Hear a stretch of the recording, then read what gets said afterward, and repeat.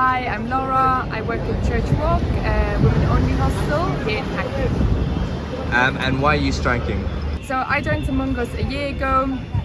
My team at the time had only 2 permanent staff out of 6. And I learned actually very quickly that that's very normal within St Mungo's, and also really realised pretty quickly why that's the case. So St Mungo's is apparently one of the best paying in the sector for frontline staff. But actually the working conditions are really bad, and that's why there's such a high turnover and they can't retain people at the front line. The money is there, we know, so over the last 10 years frontline staff pay has been cut by 30%, while senior management has increased theirs by 385%, and specifically our CEO has increased his salary by 77%. They're now at 189k a year, and the lowest paid workers are at 20k a year. So 189 is actually more than the Prime Minister earns. So we know exactly the money is there. They also increased the directors or people on salaries over 60k from 7 to 32. The organization hasn't especially grown, so we don't know why that is needed, but that seems to be just part of the corporatization of St Mungo's, and that's why I'm on strike, because I really care about my clients, I care about my co-workers, and we're all in this together in the social care sector. So it's the same for the nurses, it's the same for the doctors, it's the same for the teachers.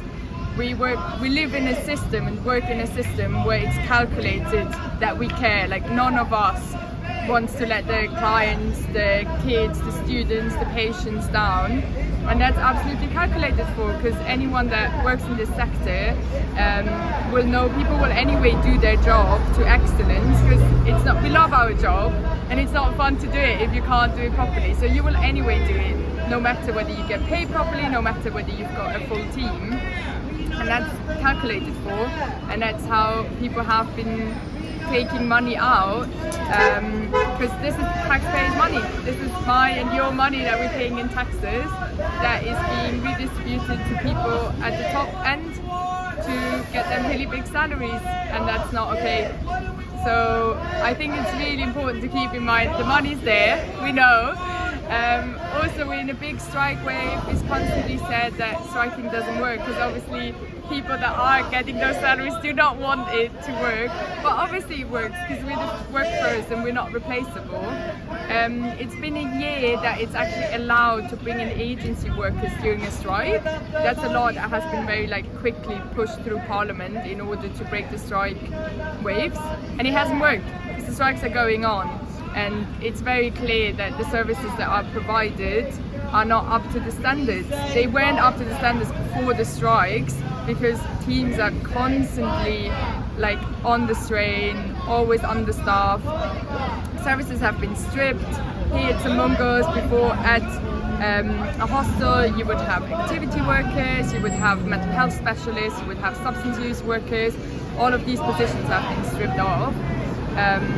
And we're supposed to be a frontline organisation, and we're providing services for the council because we're commissioned by the council. But basically what happens is that money gets rediverted into central management. St Mungo's has an office in Thomas More Square, which is in central London. They pay 1 million a year for their office. They signed a contract over 14 years. It's just disgusting. It's really disgusting. So yeah, that's why I'm on strike. So we're asking for 10%. That's obviously already backdated, already out of date. The pay dispute started 18 months ago. It was absolutely avoidable to have people out for 5 weeks on strike. We lost 30%, so to make that up, we actually would need 43%. And this strike is not about pay only, it's really about the core of St Mungo's and what we care about. And all the people you see out here on strike, they love their job, but they can't afford to do it. There's no way they can't afford to do it at this point, and that's why 10% is really the minimum, the smallest minimum we need. Absolutely. And you guys are now out on indefinite strike. Can you tell me a little bit about why like, what do you think about being out on a strike? So initially the reps team actually put 3 weeks, and then the membership, like in big majority, voted for 4 weeks continuous strikes. So that has ended on the 26th, and already 2 weeks ago, 2 weeks into the strikes, we had our first meeting with our CEO, and it wasn't constructive at all. They weren't making any offers, they weren't trying to take serious what is happening. And the same day we had to decide on whether we want to extend the strikes or not, and that's why we decided for indefinite strike, to put a very clear sign that we're not going to go back in without our demands being met. And they've obviously been covering us with agency workers, which is something that has already been happening constantly in this organization. They spend 5 million a year on agency workers, and before the strikes they offered us 1 million of pay rise. Like, what are we talking about?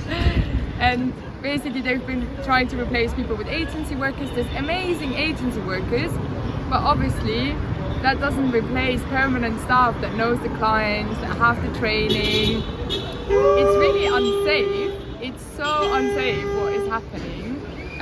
We're here in front of Mare Street. This is also complex needs hospital, mixed, 68 beds, people very, very vulnerable, very high risks, and it's just super unsafe what is happening at the moment.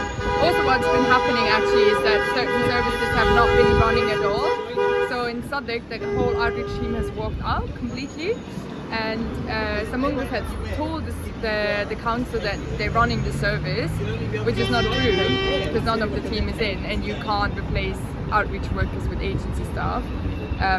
And they've actually been diverting the money to pay for agency staff in other boroughs. So they're literally taking money that has been commissioned from one borough to use it in another borough. We also, so since 18 months we've been asking to see the accounts, because the only thing we've got that we can see is the annual report from last year, and from that one it's very clear that the cash reserves are even over than what they have to be. So the money is, or at least was there, and management has still not been wanting to open the accounts. They're a charity, they have to, but it's been 18 months they haven't. And basically they say the money has been spent. So the question is also, what has this money been spent? Like, this is mismanagement, and we want to know what has happened and why is nobody accountable for that. So these are the questions that we really want to see investigated, and that we're going to keep asking. Also going further, like even when the strikes are over, we want to see what has happened to that money.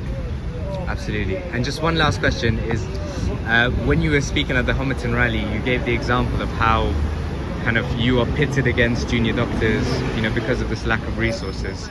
Could you say a little bit more about that? Yeah. And kind of, Yeah, that's what I meant when I said we all in this together in the social care sector. I also used to work as a care worker during the pandemic, and basically we live in a system that is completely crushed, so there's no resources at the front line. The resources are there, same as money's being commissioned for our services, but it doesn't reach the front lines. And so what happens is, I guess let's start from housing. So there's no housing because over the last years council housing has been sold out, no new council housing has been built. So there's a massive housing crisis, and actually housing has been privatized because it's been put on private landlords to provide housing, and it costs the taxpayers so much money, because this is all housing benefit. Anyone that can't afford to live with those working conditions and really low pay that we have is depends on housing benefit, and that is going to private landlords. So we're subsidizing private landlords. So that's where it starts. We've got no housing. What does that mean? There's no housing. Also, all the services have been stripped. There's almost no mental health services. There's no activities for young people, things people can get engaged. So everything falls back on the NHS. So people end up in A&E. They end up clogging up wards. I was speaking to a nurse as well at Homerton Hospital. She was telling me they've got a young boy on their ward, and because he can't be housed suitably, He has been on their ward since March, and the bed on the ward costs £300 a day. That's absolute waste of our taxpayers' money. Absolute waste. And so for me, it would be my clients being discharged from hospital when they're not ready to be back because they need more support. And being able to go to that rally was so nice, because I was like, usually I'm fighting with you junior doctors. I'm fighting. I'm saying, do not, like, you can't discharge this person, or you need to admit this person, they're really unwell, because there's no mental health services, and especially in the homelessness sector, our clients are very vulnerable. It's very difficult to work with them. Many of them use substances, so of the mental health services that are already completely stripped, will just not have those extra resources to do something. And then the only way somebody can be admitted is if they become a risk to themselves or somebody else. And we, in working in the hostels, we are the people that have to look at people going through the process till they become a risk to themselves or somebody else, which is horrible. It's just absolutely horrible. So yeah, it's really nice to be like in strikes together with the junior doctors, because it's like, I don't want to be pitted against you. You're doing a great job and you're trying your absolute best. But whenever it comes down to my clients, I will have to fight you, because I do not want my client to be discharged and be back in a hostel that is unsafe and that can't actually meet their needs if they haven't fully recovered. Absolutely. Thank you so much, and all solidarity with you guys. Thank you.